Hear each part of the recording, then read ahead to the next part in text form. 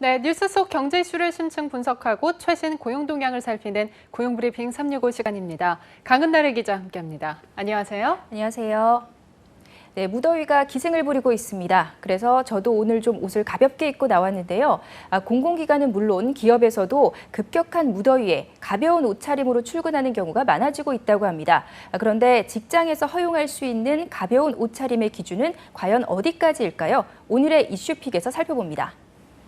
네, 사실 지금 스튜디오의 기온은 무더위에 각종 조명까지 28도를 웃돌고 있는데요. 아마 공공기관의 실내 온도도 이와 비슷한 수준일 것으로 보이는데, 그런데 이렇게 잠시 서 있는 것도 힘든데 공공기관 직원들의 고충도 정말 힘들 것 같아요. 네, 그렇습니다. 먼저 영상을 함께 보시죠.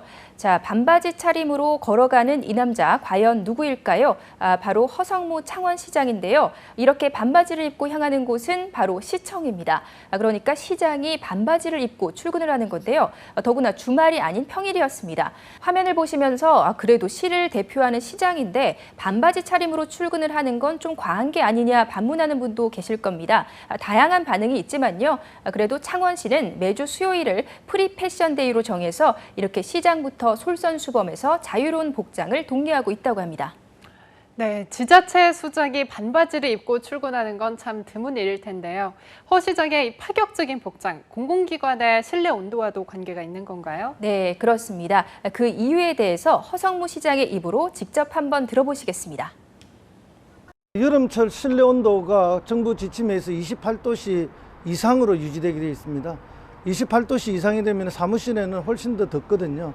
조금이라도 시원했으면 좋겠다는 생각에 복장 좀 자유롭게 했으면 좋겠다 이런 생각을 했고요.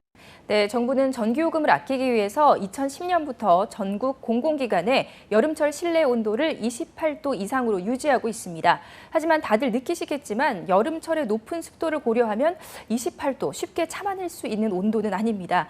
실제로 이 때문에 한여름 공공기관 직원들의 불쾌지수는 80이 넘는다고 하는데요. 이 80이면 대부분의 사람들이 불쾌감을 느끼는 정도의 지수입니다. 그래서 창원시에서도 프리 패션 데이를 통해서 가벼운 복장을 권하게 된 거죠.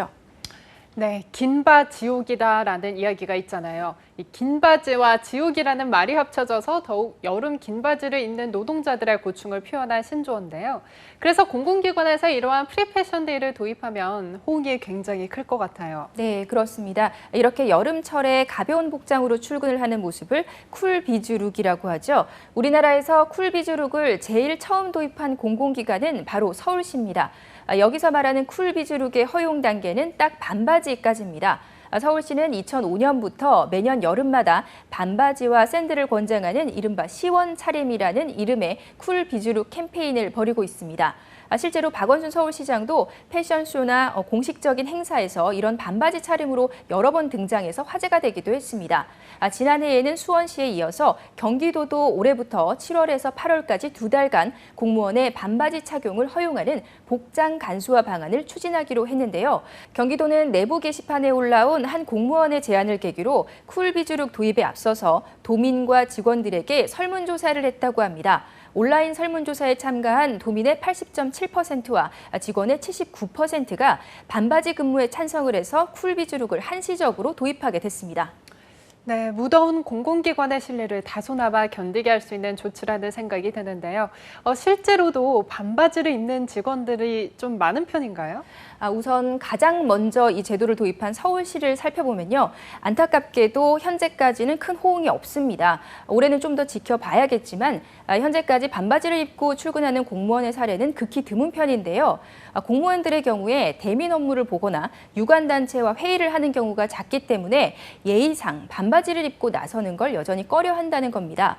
실제로 주민투표까지 실시했던 경기도의 경우 역시 공무원에게 가장 적합한 근무복의 형태를 묻자 57.2%가 옷깃이 있는 셔츠와 블라우스 등의 비즈니스 캐주얼을 뽑았습니다. 근무복에 대한 이상과 현실 사이의 온도차가 좀 보이죠? 경기도에서 권장하는 쿨비즈룩 복장의 기준도 반바지는 단정해야 하고 과다한 노출이 있거나 지나치게 화려한 반바지, 샌들, 민소매 티셔츠 등은 자제를 하도록 권고하고 있습니다. 아마 다른 지자체들도 기준이 비슷할 텐데요. 지자체장들이 반바지를 입은 모습만 놓고 보더라도 시원하고 단정해 보인다고 생각하시는 분들도 계시겠지만 그렇지 않다고 생각하는 쪽도 분명히 있을 겁니다. 공공기관이 도입한 이런 쿨 비주룩이 민간 기업들 사이에서도 사실 확산하고 있는데요. 그런데 매일 아침 출근길을 보시면 아마 아시겠지만 실제 반바지를 입고 출근하는 직장인들은 드문 편입니다. 반바지에 대한 의견이 분분하다 보니까 공공기관은 물론 사기업에서도 섣불리 반바지를 착용하는 직원들은 적은 겁니다. 네, 아직까지는 조금 애매한 문제인 것 같습니다. 그런데 유독 무더위가 기승을 부리고 있는데 긴 바지로는 28도라는 실내 온도를 도저히 버틸 수 없을 것 같은데요. 네, 그렇습니다. 더욱이 우리나라의 여름은 후텁지근한 날씨이기 때문에 앞서 공공기관의 사례에서도 말씀드렸지만 7, 8월이 되면 실내 온도가 28도인 사무실에서는 불쾌지수가 높아질 수밖에 없고요. 이 때문에 쿨비주룩을 제대로 도입하지 못할 바에야 차라리 실내 적정 온도 기준을 28도보다 낮추는 방안도 고려해야 한다. 이런 의견이 나오고 있습니다. 그도 그럴 것이 애초에 공공기관의 실내 온도를 28도로 정한 것에 대한 근거가 좀 불투명합니다. 우리나라에서 처음으로 공식적으로 실내 온도를 규정한 것은 1980년 국무총리실이 발표한 공공기관 에너지 절약 대책으로 볼 수 있겠는데요. 이후에 몇 차례 적정 온도에 대한 기준이 바뀌었지만 에너지 절감을 이유로 2010년 이후 현재까지 적정 온도를 28도로 맞추고 있는 겁니다. 문제는 38년 전에 비해서 여름철 평균 기온이 훌쩍 올랐다는 거죠. 그런데 적정 온도의 기준은 38년 전 그대로고요. 그래서 일각에서는 적정 온도에 대한 효과를 다시 한번 점검을 하고 직원들 건강도 고려하는 새로운 방안이 제시돼야 한다는 주장이 나오고 있습니다. 네, 실내 적정 온도에 대한 검토가 다시 한번 이루어지기를 희망하겠습니다. 네, 다음은 유용한 경제용어만을 쏙쏙 골라 소개하는 뉴워드 시간이죠. 네, 오늘 뉴워드에서는 앞서 언급한 쿨비즈룩에 대해서 좀 더 얘기하고자 합니다. 쿨비즈는 말씀드렸던 것처럼 시원하다는 뜻의 영어 단어 쿨과 비즈니스의 비즈가 합쳐져서 탄생한 말인데요. 그런데 이 쿨비즈룩, 사실은 영어권에서 파생된 신조어가 아니라 이웃나라인 일본에서 만들어진 단어라고 합니다. 오히려 영국 같은 서양에서는 쿨비즈라는 말 대신 쿨워크라는 말을 쓴다고 합니다. 그렇군요. 일본에서 온 단어라는 걸 몰랐던 분들이 상당할 것 같은데요. 저 역시도 그랬고요. 그런데 어떻게 이 쿨비즈라는 단어가 우리나라에서까지 쓰이게 된 건가요? 네, 우선 일본이 쿨비즈라는 단어를 사용하게 된 계기부터 살펴보면요. 동일본 대지진 이후 2005년부터 공공기관은 물론 민간 기업에서도 에너지 절약 차원에서 실내 온도를 28도로 설정하는 캠페인을 시작하게 됐다고 합니다. 복장에 상당히 엄격한 일본 사회에서 고이즈미 주니치로 당시 총리가 넥타이를 매지 않고 공개석상에 등장한 쿨 비즈룩이 확산됐다고 합니다. 이후 우리나라에서는 쿨 맵시룩이라는 이름으로 약간 변형해서 차용이 됐는데 언제부턴가 우리나라에서도 여름철 시원한 업무 복장하면 그냥 쿨 비즈룩으로 부르게 됐습니다. 네, 그렇다면 궁금한 게 일본 같은 경우에는 쿨비즈룩의 허용 범위가 어디까지인가요? 네, 일본은 매뉴얼의 나라인 만큼 아예 환경성에서 쿨비즈룩의 복장 규정도 정했는데요. 화면에서 보시는 것처럼 넥타이나 셔츠는 착용하지 않아도 되고요. 무늬가 다소 화려한 알로하 셔츠까지도 허용이 되지만 깃이 없는 셔츠나 반바지, 운동화는 불가능합니다. 또 도쿄증권거래소에서는 그림과 같이 아예 쿨비즈가 어디까지 허용이 가능한가를 이미지를 통해서 보여주면서 설문조사도 벌였는데요. 대다수가 3번 복장까지만 가능하다, 허용이 가능하다 이렇게 응답했다고 합니다.